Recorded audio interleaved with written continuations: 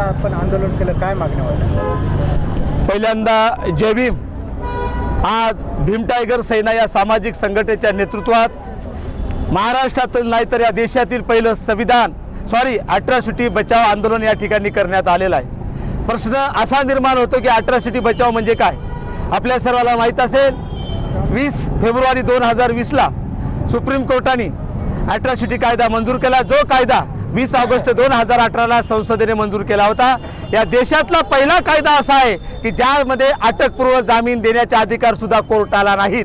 मग मला सांगा, जेव्हा संसद म्हणतं, जेव्हा सुप्रीम कोर्ट म्हणतं की अटकपूर्व जामीन देण्याचे अधिकार कोर्टाला नाहीत, तर माझा पहिला प्रश्न आहे पोलीसवाल्याला की पोलीस हे कोर्टापेक्षा मोठे आहेत का?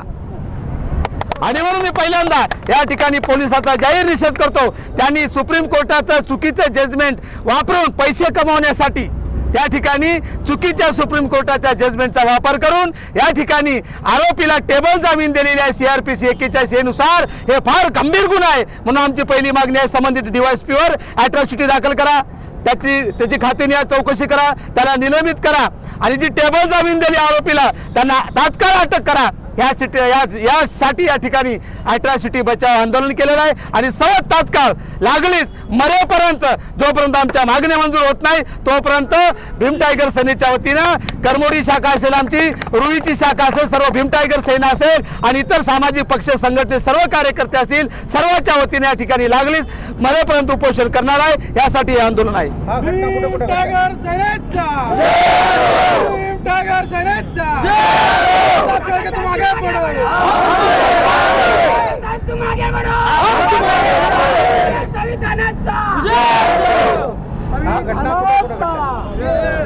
हा विषय संबंध महाराष्ट्रातला आहे.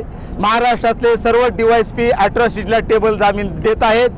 फक्त एक संदर्भ म्हणून या ठिकाणी दोन आपण एक्झाम्पल म्हणून रुई धानोरा तालुका हदगाव, करवडी तालुका हदगाव हे संदर्भ म्हणून या ठिकाणी घेतलेला आहे. हा विषय एका जिल्ह्याचा नाही, सगळ्या महाराष्ट्राचा आणि देशाचा आहे.